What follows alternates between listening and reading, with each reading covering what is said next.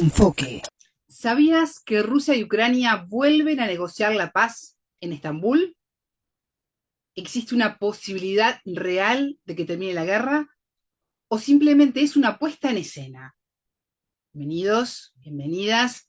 Esto es Enfoque con Alejandra Patrone. Hoy con la mirada puesta en Turquía, donde se va a realizar esta tercera ronda de negociaciones entre Moscú y Kiev. ¿Paz o puesta en escena? ¿Ustedes qué piensan? Por este tema vamos a entrevistar al doctor en Relaciones Internacionales Alberto Huyenreuter, analista internacional y escritor argentino. Suscríbanse a Enfoque, dejen sus comentarios que los leo. Hacemos ahora el contacto con Buenos Aires, Argentina. Allí se encuentra nuestro entrevistado. Enfoque. Geopolítica, investigación, relaciones internacionales. Enfoque. Una mirada profunda y decolonial a los hechos más importantes de nuestra historia. Alberto, ¿cómo estás? Bienvenido a Enfoque, es un gusto recibirte. Hola Alejandra, un gusto escucharte a vos. Gracias por convocarme. Igualmente, ya se viene la tercera ronda de negociaciones por la paz entre Ucrania y Rusia, esta vez en Turquía, en Estambul. ¿Qué destacás de este encuentro? Bueno, tal vez hay unas expectativas relativamente más favorables, porque a diferencia de las otras dos rondas, donde las mayores ganancias tuvieron que ver con intercambio de prisioneros, cuerpos heridos, etcétera, en esta próxima ronda, hay un dato, me parece interesante, y es la nueva ronda de sanciones que está aplicando o que ha aprobado Europa, sobre todo para afectar a Rusia, ¿no? Creo que es lo más destacable porque las sanciones, que son varias, están dirigidas a impactar en la zona nuclear o el nervio económico de Rusia, que son sus ventas de activos primarios, petróleo, gas, sobre todo estos dos, pero también metales. De modo que, si bien es verdad que va a llevar tiempo implementarlas y los efectos van a llevar tiempo, porque las sanciones no es que no tienen efectos de un día para otro, creo que apuntan a eso, porque Rusia, el 45 y un poco más por ciento de sus ingresos tienen que ver con la venta de estos activos. De manera que lo que se intenta hacer ahora es presionar a Rusia estableciendo un tope en el precio del barril del petróleo ruso en relación con el precio del valor, con el precio del mercado. O sea que si el petróleo hoy está $60, digamos, el barril, bueno, Rusia va a recibir un 15%, con un 15 puntos menos, aproximadamente un 15% menos, o sea, un 47%. Pero bueno, esto hay que efectivizar, coordinar, no es fácil. De modo que esta me parece que es una nueva realidad frente a las posibilidades de conversaciones con posibilidades de llegar a un cese de fuego. Y por supuesto hay otras cuestiones, ¿no? Por ejemplo, también se promovió el desacople de una veintena de bancos rusos del sistema de pagos internacional conocido como SWIFT. Y también, en paralelo, diría que hay otras dos medidas que tienen que ver con ya el cierre del Nord Stream, de los Nord Stream, pues son dos, por donde todavía circula gas que viene de Rusia hacia los países de Europa. Y finalmente, una ofensiva que apunta a obstaculizar lo que se denominan los navíos fantasmas o navíos en la sombra, que son grandes cargueros que transportan gas ruso a distintos mercados del Asia particularmente. De manera que ahí hay una importante batería, yo diría,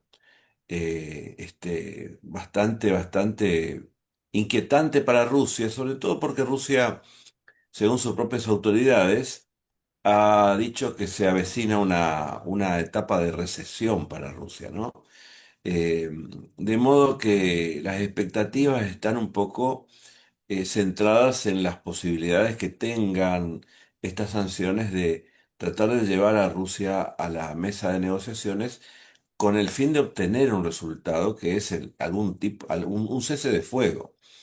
Bueno, después aparece Estados Unidos también estableciendo algún plazo de 50 días aproximadamente, en el que si no hay resultados en relación con obtener un cese de fuego por parte de los actores, de Rusia particularmente, ahí entrarían a jugar cuestiones más delicadas, como por ejemplo las sanciones secundarias, los aranceles secundarios, ¿m? Pero bueno, esto ya cada vez espesa más la situación porque podrían afectar no solo a Rusia, sino el comercio internacional, ¿no? Y el comercio internacional en tiempos en que la geopolítica ocupa mucho lugar, el comercio internacional tiende a comportarse como un sistema u orden internacional. No es un orden internacional, pero como no hay orden internacional, y los países preeminentes están enfrentados entre sí, confrontados, prácticamente todos los grandes poderes, bueno, el comercio de alguna manera ejerce ese orden que no existe, ¿no? Pero claro, en el segmento geopolítico el mundo no está bien, puesto que tenemos guerras en las principales placas geopolíticas del mundo, Medio Oriente, Europa del Este, en la zona de India, Pakistán, hay siempre escaramuzas, en la zona del Pacífico la tensión entre Estados Unidos y China, más todos los conflictos que hay en la región, también generan inestabilidad, de modo que se ve un escenario complicado si realmente no hay algún tipo de resultado en esta tercera ronda de conversaciones. Alberto, ¿y qué alternativas tiene Rusia en este cerco económico y de aislamiento que le ha hecho Occidente en estos ya 3 años y casi 5 meses de guerra? Bueno, hasta ahora, más allá de que sea una anormalidad del mundo sobre la base de sanciones, hasta ahora la economía de Rusia no sufrió consecuencias, yo diría, profundas como resultado de la ronda de sanciones que andan ya por las 18. Una galaxia de sanciones tenemos, ¿no? Eh, Rusia se ha desenvuelto bien, diría yo, porque las sanciones no son globales. Las sanciones provienen de una parte del mundo, de Occidente, más algunos otros actores que no están geográficamente en Occidente, pero que se identifican con Occidente, ¿no es cierto? Pero hay una parte del mundo que no sanciona a Rusia, en Asia, en Medio Oriente, Golfo Pérsico, África, América Latina, o sea, todo esto que se denomina un poco el sur global, no sanciona a Rusia y mantiene relaciones con Rusia y Rusia, en función de una reorientación de su política exterior, de su directriz de política exterior, del concepto de política exterior del año 23, ha reorientado su política exterior hacia estos países, ¿no? Particularmente hacia India, hacia China, puesto que las compuertas de las relaciones comerciales entre Rusia y Occidente se han ido cerrando. Pero hasta hoy, digamos que la economía de Rusia no solamente se mantuvo, sino que ha logrado tasas de crecimiento interesantes, ¿no? Por ejemplo, 3, 3,5% en los últimos 2 o 3 años. Pero ahora se avecina una recesión para Rusia, puesto que hay distintas razones. Algunas tienen que ver con las sanciones que empiezan a tener algún efecto, pero también hay cuestiones relativas con las tasas altas. La tasa alta de interés del Banco Central de Rusia, que es del 21%, y esto limita severamente las inversiones privadas, ¿no? De modo que incluso, por ejemplo, la relación con China se hizo importante, pero no como tal vez esperaba Rusia. China pasó a ser el actor comercial más importante para Rusia, pero para China, Rusia no es el principal actor en su comercio mundial, ¿no es cierto? Ujú.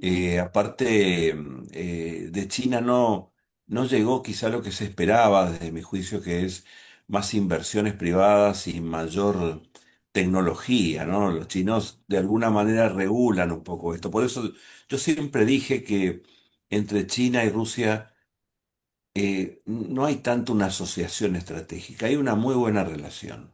Pero tienen diferencias en materia de concepto de orden mundial, compiten por la venta de armamentos, hay cuestiones relativas con la sensibilidad de Rusia en su zona de frontera, en la zona lejana de Moscú, ¿no? Hay una serie de cuestiones, pero China es un actor que apoya a Rusia, ¿no? Hay una muy buena relación. Ahora no sé si hay una asociación estratégica porque China, por ejemplo, no quiere depender demasiado del petróleo y el gas de Rusia y por lo tanto diversifica. Con India las relaciones han crecido sensiblemente, diría yo, la relación comercial Rusia-India ha dado un salto cuantitativo importante, y hoy es un comprador importante, relevante para Rusia. De manera que, reorientando su política exterior, eh, Rusia ha logrado un poco afrontar las sanciones y mantenerse y lograr incluso algunos buenos resultados. Pero claro, Rusia es un país euroasiático, ¿no? Debería tener, obviamente que debería tener una relación más fluida con Europa, pero ahora está cerrada la relación, puesto que para Rusia es muy importante Alemania por la cuestión relativa no solamente con la energía que suministraba, sobre todo a Alemania, sino con la posibilidad de recibir tecnología de Alemania. Y esto se ha cortado, ¿no es cierto?, como consecuencia de esta situación. De manera que ahora se abre un poco un interrogante porque lo que dinamiza la economía de Rusia es un poco el complejo industrial militar que está funcionando, yo diría casi a pleno, ¿no? Sobre todo con las exigencias de la guerra, de una continuidad de la guerra, de una prolongación de la guerra. Yo diría que se abre un interrogante en relación con estas sanciones, ¿no? Que sí podrían hacer mella en la economía de Rusia, pero cuidado, porque también podrían afectar el funcionamiento de la única turbina que le queda al mundo en materia de funcionamiento, que es el comercio internacional, ¿no es cierto? Y dentro de ese comercio internacional, ese motor que es China. De manera que el presidente Trump ha dicho en las últimas horas que si en un término de 50 días no hay resultados en relación con el cese de fuego, podría implementar Estados Unidos sanciones secundarias y aranceles secundarios, ¿no? Los aranceles secundarios son un problema porque consisten en aplicar sanciones a países terceros que compran productos de Rusia. China, India, todos estos países, Indonesia, que aparecieron y crecieron en el comercio de Rusia, ¿no? De modo que está bien, Rusia está hoy se mantiene, es un país con muchos recursos, podría continuar la guerra porque tiene recursos materiales, tiene recursos humanos, tiene países que lo apoyan, Pero como yo siempre digo, esto es un enfoque mío, ¿no? Yo hablo a veces sobre la Gran Guerra de Rusia, entendiendo por la Gran Guerra de Rusia el desafío ruso del siglo XXI, que es el de convertirse en un poder cabal, una superpotencia completa, o sea, cumplir un rol protagónico en todos los segmentos de poder internacional, tecnológico, financiero, comercial, en materia de tecnologías mayores, etcétera. Y esta guerra está demorando esa necesidad de modernización de Rusia, ¿no es cierto? Rusia está para jugar un papel mayor en la política mundial. Siempre va a ser un actor estratégico de orden internacional. Pero una cosa es ser un actor estratégico de orden internacional, siendo un poder completo, y otra cosa es siendo un poder donde faltan todavía algunas cuestiones en materia de segmentos de poder, como por ejemplo tecnologías mayores. ¿Sí? Consideremos un segmento autos eléctricos, por Ujú. ejemplo, ¿no es cierto? Superconductores. Rusia podría avanzar más en estos temas, pero bueno, necesita reestructurar su economía y yo creo que este es el gran desafío de Rusia, ¿no es cierto? De modo que creo que se abre una interrogante con las posibilidades de estas nuevas capas de sanciones porque están dirigidas al corazón de la economía de Rusia. Hay varios factores que inciden en este encuentro y siempre la aplicación de sanciones están en la mesa de negociaciones. Pero en este encuentro entre Ucrania y Moscú, en Estambul, ¿existe una posibilidad real de encontrar la paz o es parte de una puesta en escena para quedar bien de alguna manera con la opinión pública y ganar tiempo ante la comunidad internacional?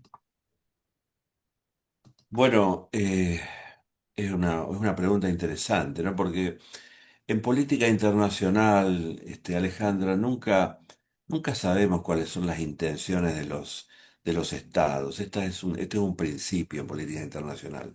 La incertidumbre de las intenciones. No sabemos cuáles son las intenciones realmente de Ucrania. No sabemos cuáles son las intenciones de Rusia, cuáles son las intenciones de la OTAN. Consideramos que todos quieren llegar a un cese de fuego, porque todos los días están cayendo soldados allí eslavos, ¿no es cierto? Tanto de Rusia como de Ucrania. La economía de Ucrania está prácticamente, la infraestructura de Ucrania está prácticamente casi colapsada. Sobrevive como resultado de la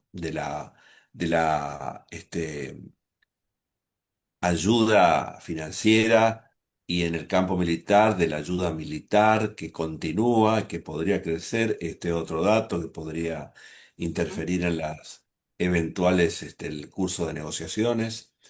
Yo diría que hay alguna luz, ¿no es cierto? Pero claro, aquí, Alejandra, aparece un problema, Sí. un nudo, el nudo de la guerra, que es la posición prácticamente irreductible de las dos partes.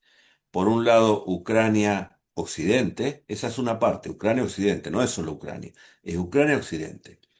Y por otro lado, Rusia, ¿no es cierto? Porque, ¿qué, qué, cuáles son las exigencias de Ucrania Occidente a Rusia? Que se retire del este y el sur de Ucrania, que abandone estas nuevas regiones, como la denomina la Federación Rusa. Eh,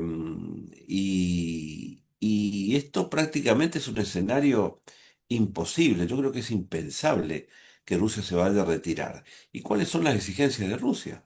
Las exigencias de Rusia es justamente permanecer en Ucrania, no se habla de esto, nada que decir sobre esto, que Ucrania, que la OTAN renuncie a futuras expansiones, ampliaciones de la alianza en el este de Europa y que Ucrania marche hacia un estatus internacional de neutralidad reforzada, que no, o sea, cuando uno analiza las exigencias de uno y otro lado, se encuentra con el nudo, ¿cómo se sale de ese tema? Porque si Ucrania, porque ninguno de los dos va a aceptar una capitulación. Si Ucrania, si recurrimos a un escenario imaginario, ¿no? Y, y Rusia se retira de las cuatro provincias, sería una capitulación de Rusia. Y para Rusia, este escenario, como el que en Europa lo denominan el espectro 1905, recordando cuando Rusia perdió la guerra con Japón en 1905, ¿sí? que no solamente fue una derrota militar, sino una humillación que abrió un proceso de acontecimientos que llevó a 1917. Bueno, el espectro 1905 hoy para Rusia es que haya una ganancia, una capitulación de Rusia. De manera que, siguiendo lo que el dicho de MacArthur, para Rusia la victoria no tiene sustitutos. Pero para Occidente tampoco la capitulación va a ser aceptada, ¿no es cierto? Porque entendiendo por capitulación de Ucrania a Occidente, que Rusia permanezca en las regiones, la OTAN dé una garantía de la no expansión hacia el este y quizás lo más relativamente menos complejo, que Ucrania adopte una condición de neutralidad. De manera que para mí hay ahí una cuestión que es la que dificulta la posibilidad de alcanzar este, un inicio de negociaciones. Ahora, yo creo que puede haber un cese de fuego. Va a ser un cese de fuego muy interrumpido, muy trabajoso, pero sería muy auspicioso que los cañones dejen de rugir ahí en esta zona del mundo, porque es una guerra que ya va por su cuarto año. El número de muertes es cientos de miles de los dos lados y la catástrofe no solamente afecta a estos países, porque todo se vino abajo, desde las líneas aéreas hasta el transporte de granos, todo se va afectando, ¿no es cierto?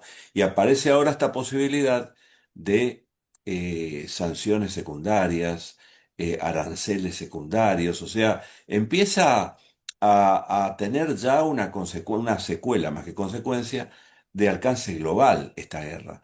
Y esto sabemos que podría generar una crisis realmente severa para la economía mundial y finalmente dejar de funcionar esa turbina a la que me referí, que es el comercio internacional, una desglobalización realmente significativa. Una situación realmente compleja. Tú mencionabas esa luz que hay en el camino y en donde se ve la posibilidad de un cese el fuego, a lo mejor que no se mantiene en el tiempo, pero que es bueno y es importante que así suceda. Alberto Huschenreuter, doctor en Relaciones Internacionales, muchas gracias por estos minutos con Enfoque. Gracias a vos, Alejandra, que tengas una muy buena semana. Enfoque. Es momento de despedirme, pero antes consultarles si habrá un cese el fuego como conclusión de esta tercera ronda de negociaciones entre Moscú y Ucrania que se realiza en Estambul, Turquía. ¿Ustedes qué piensan? Suscríbanse a Enfoque, dejen sus comentarios que los leo y sean parte de esta comunidad que le interesa estar informado, analizar y, por qué no, cuestionar al mundo. Tengan todos ustedes una excelente jornada. Buena vida para todos. Enfoque. Geopolítica, investigación, relaciones internacionales. Enfoque. Una mirada profunda y decolonial a los hechos más importantes de nuestra historia.